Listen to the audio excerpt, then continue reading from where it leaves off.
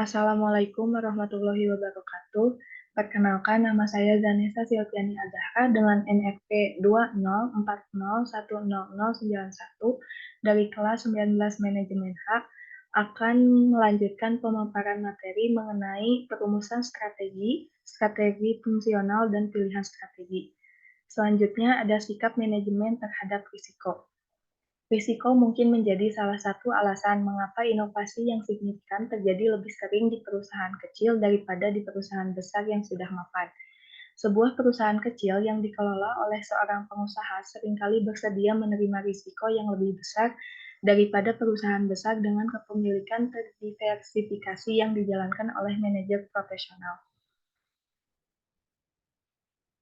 Daya tarik alternatif strategi tertentu sebagian merupakan fungsi dari jumlah risiko yang ditimbulkannya. Mempertaruhkan tidak hanya terdiri dari kemungkinan bahwa strategi akan efektif, tetapi juga dari jumlah aset korporasi harus mengalokasikan untuk strategi itu di dalamnya waktu aset tidak akan tersedia untuk pengguna lain. Karena variasi antar negara dalam hal bea cukai, peraturan, dan sumber daya, perusahaan yang beroperasi di industri global harus menghadapi risiko yang lebih besar daripada perusahaan yang beroperasi hanya di satu negara. Semakin besar aset yang terlibat dan semakin lama mereka berkomitmen, semakin besar kemungkinan manajemen puncak menuntut probabilitas keberhasilan yang tinggi.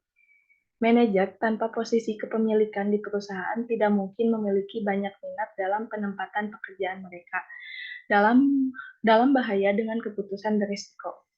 Penelitian ini menunjukkan bahwa manajer yang memiliki sejumlah besar saham di perusahaan mereka lebih cenderung terlibat dalam tindakan pengambilan risiko daripada manajer yang tidak memiliki saham.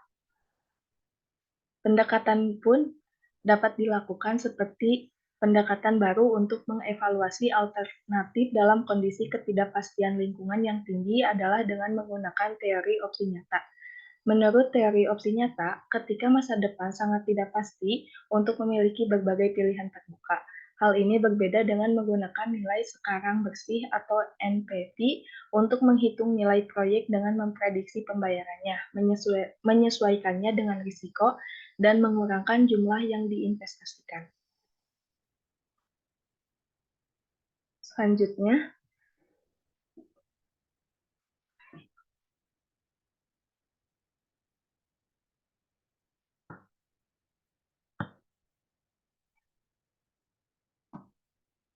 manajemen mengalokasikan sejumlah kecil dana untuk memulai beberapa proyek, memantau perkembangannya, dan kemudian membatalkan proyek yang tidak berhasil, mendanai proyek yang berjalan dengan baik.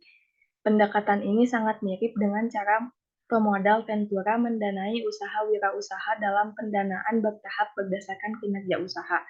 Yang pertama ada tekanan dari pemangku kepentingan. Pembuat strategi harus memilih alternatif strategis yang meminimalkan tekanan eksternal dan memaksimalkan kemungkinan mendapatkan dukungan pemangku kepentingan. Daya tarik alternatif strategis dipengaruhi oleh kesesuaiannya yang dirasakan dengan pemangku kepentingan utama dalam lingkungan tugas perusahaan. Kreditur ingin dibayar tepat waktu. Serikat pekerja memberikan tekanan untuk upah yang sebanding dan jaminan pekerjaan. Pemerintah dan kelompok kepentingan menuntut tanggung jawab sosial. Pemegang saham menginginkan dividen. Semua tekanan ini harus dipertimbangkan dalam pemilihan alternatif terbaik. Pemangku kepentingan dapat dikategorikan dalam dua hal. Yang pertama ada kepentingan mereka dalam kegiatan korporasi, dan kedua kekuatan relatif untuk mempengaruhi aktivitas korporasi. Manajemen strategis harus mengajukan 4 pertanyaan untuk menilai pentingnya perhatian pemangku kepentingan dalam keputusan tertentu, seperti mengajukan pertanyaan bagaimana keputusan ini akan mempengaruhi setiap pemangku kepentingan, terutama yang diberi prioritas tinggi dan menengah. Kedua, berapa banyak dari apa yang diinginkan setiap pemangku kepentingan yang mungkin dia dapatkan di bawah alternatif ini. Ketiga, apa yang mungkin dilakukan pemangku kepentingan jika mereka tidak mendapatkan apa yang mereka inginkan? Dan yang keempat, berapa probabilitas bahwa mereka akan melakukannya? Selanjutnya ada tekanan dari budaya perusahaan. Pembuat strategi harus mempertimbangkan tekanan dari budaya perusahaan dan menilai kesesuaian strategi dengan budaya tersebut. Jika strategi tidak sesuai dengan budaya perusahaan, kemungkinan keberhasilannya sangat rendah. Menyeret bahkan sabotase akan terjadi saat karyawan berjuang melawan radikal perubahan filosofi perusahaan. Pembuat strategi harus mempertimbangkan tekanan dari budaya perusahaan dan menilai kesesuaian strategi dengan budaya tersebut. Jika ada sedikit kecocokan, manajemen harus memutuskan apakah harus ambil kesempatan untuk mengabaikan budaya, kelola di sekitar budaya, dan ubah rencana implementasi. Cobalah untuk mengubah budaya agar sesuai dengan strategi atau ubah strategi agar sesuai dengan budaya. Selanjutnya ada kebutuhan dan keinginan manajer kunci. Alternatif yang paling menarik pun tidak akan dipilih jika bertentangan dengan kebutuhan dan keinginan manajer puncak yang penting. Karakteristik dan pengalaman pribadi mempengaruhi penilaian seorang terhadap daya tarik alternatif. Sebagai contoh, sebuah penelitian menemukan bahwa CEO yang egois menyukai tindakan berani yang menarik perhatian, seperti banyak akuisisi besar yang menghasilkan keuntungan besar atau kerugian besar. Akibatnya, orang tersebut mungkin mengubah ramalan yang tidak menguntungkan sehingga mereka lebih sesuai dengan alternatif yang diinginkan.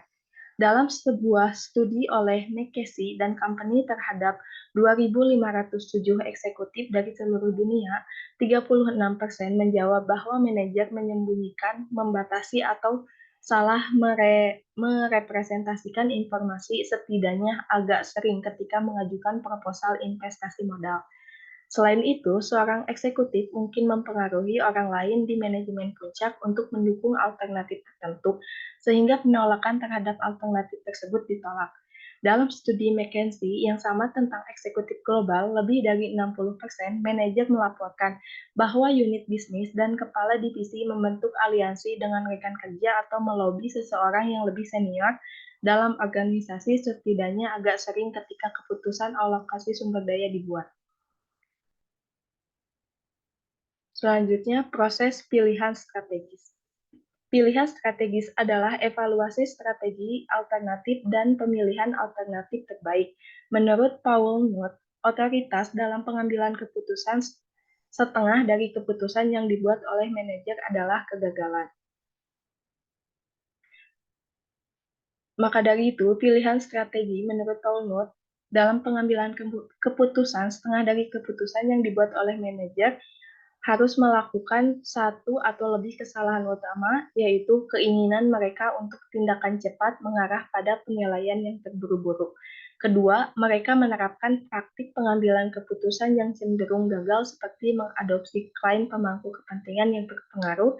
Dan ketiga, mereka menggunakan sumber daya secara buruk dengan menyelidiki hanya satu atau dua opsi.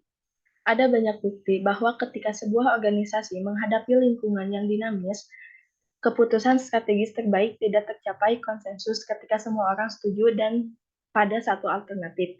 Mereka sebenarnya melibatkan sejumlah ketidaksepakatan yang memanas dan bahkan konflik. Dua teknik membantu manajer strategis menghindari jebakan konsensus yang ditemukan oleh Albert Schweitzer. Selanjutnya, riset umumnya mendukung kesimpulan bahwa metode Devils Lawyer dan dialectical inquiry sama-sama lebih unggul daripada konsensus dalam pengambilan keputusan, terutama ketika lingkungan perusahaan itu dinamis. Perdebatan itu sendiri daripada format khususnya tampaknya meningkatkan kualitas keputusan dengan memformalkan dan melegitimasi konflik yang konstruktif dan mendorong evaluasi kritis. Keduanya mengarah pada asumsi dan rekomendasi yang lebih baik dan ke tingkat pemikiran kritis yang lebih tinggi di antara orang-orang terlibat. Terlepas dari proses yang digunakan, untuk menghasilkan alternatif strategis, setiap alternatif yang dihasilkan harus dievaluasi secara ketat dalam hal kemampuannya memenuhi 4 kriteria. Yang pertama, eksklusivitas saling. Kedua, kesuksesan. Kesuksesan harus layak dan memiliki probabilitas keberhasilan yang baik. Ketiga, kelengkapan. Kelengkapan harus memperhitungkan semua isu strategis utama. Dan yang keempat, ada konsistensi internal. Konsistensi internal itu harus masuk akal sendiri sebagai keputusan strategi untuk seluruh perusahaan dan tidak bertentangan dengan tujuan utama, kebijakan, dan strategi yang saat ini sedang dikejar oleh perusahaan atau unitnya. Selanjutnya ada mengembangkan kebijakan. Pemilihan alternatif strategis terbaik bukanlah akhir dari perumusan strategi. Organisasi kemudian harus terlibat dalam mengembangkan kebijakan.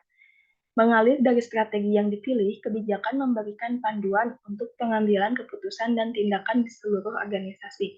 Ketika dibuat dengan benar, kebijakan yang efektif menyelesaikan tiga hal. Yang pertama, memaksa pertukaran antara permintaan sumber daya yang bersaing. Kedua, menguji kesehatan strategis dari tindakan tertentu. Ketiga, menetapkan batasan yang jelas di mana karyawan harus beroperasi sambil memberi mereka kebebasan untuk bereksperimen dalam batasan tersebut. Kebijakan cenderung berumur panjang atau bahkan dapat bertahan lebih lama dari strategi tertentu yang menciptakannya. Kebijakan umum ini seperti pelanggan selalu benar atau Nordstrom atau harga murah setiap hari Walmart pada waktunya dapat menjadi bagian dari budaya perusahaan. Kebijakan semacam itu dapat mempermudah penerapan strategi tertentu, pilihan strategi manajemen puncak di masa depan. Dengan demikian, perubahan strategi harus segera diikuti dengan perubahan kebijakan. Mengelola kebijakan merupakan salah satu cara untuk mengelola budaya perusahaan. Sekian yang dapat saya presentasikan. Mohon maaf atas banyak kekurangannya. Wabillahi taufiq wal hidayah. Wassalamualaikum warahmatullahi wabarakatuh.